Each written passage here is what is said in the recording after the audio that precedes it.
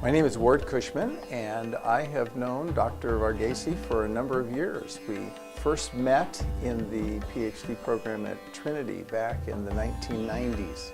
In our conversations, he explained the ministry that God had called him to, which was this ministry of equipping men and women for the gospel ministry in India. And in a number of different conversations, he invited me to go over and to visit the seminary and the Bible college. Hello, my name is Dr. Peter Colman, and I'm a resident of Round Lake, Illinois.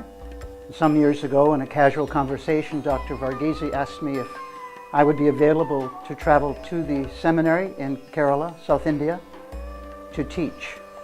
Teaching is what I do and have been doing for many, many years. When I went over to India, I purposed not only to be involved in the ministry, which is a great ministry of Bible teaching in the seminary, but also I wanted to get a feel for the country. Dr. Varghese warned me on any number of occasions that we had to be careful because as a foreigner, I was not free to publicly talk about my faith. On one of those trips, one of the things that I remember so very clearly is that we stopped and there was a bridge and a number of people that were looking over the bridge, and Dr. Varghese said, "Come on, I want to show you something." And so we went over, and as we looked over the side, he pointed down and he said, "You see those fish?" He said, the people here believe that those fish are gods. And people travel from all over India to come to this place to see these gods, and people were feeding them.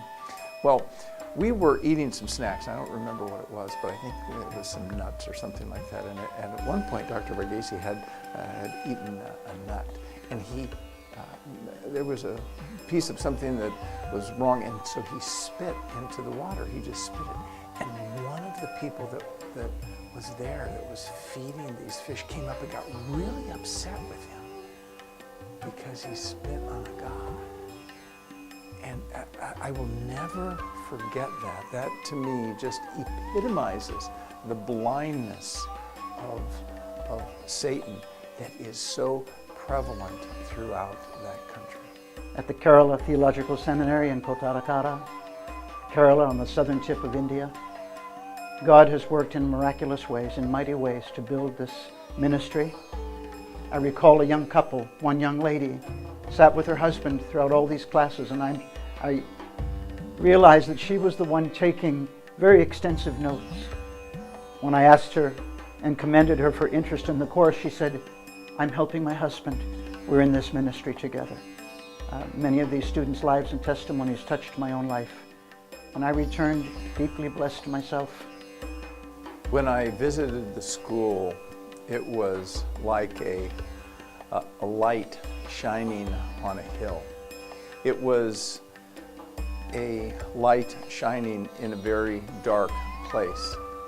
In the context of the Hinduism, in the context of so many people without any faith, here is a group of men and women with dedication to the Word of God, who have a very high priority of studying the Word of God with high quality teachers. I talked to the students who would go out in weekends and be involved in ministries.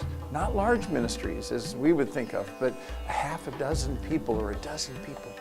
It just made this impression upon me that this ministry is accomplishing so much with so little resources. I have observed that it has required the sacrifice of many, many through prayer and giving. Casey Varghese, Dr. Varghese and his family have served for many, many years, giving sacrificially of their own lives and fortunes to help to build this school, and I have seen the effect and the fruit of those labors in the lives of these students. As I had time to talk with the professors and the students, one of the things that I was impressed with was their commitment to a quality education. At the time, I was actually teaching at Moody Bible Institute myself, and I really felt like the quality of education that was being offered there was equivalent to what we offer here in the United States. Again, I encourage you to support the ministry of Kerala Theological Seminary with your prayers and your generous giving. I would say to you that in terms of the best use of your dollar, there will be no better place for more to be accomplished with less than your gift to the Kerala Theological Seminary.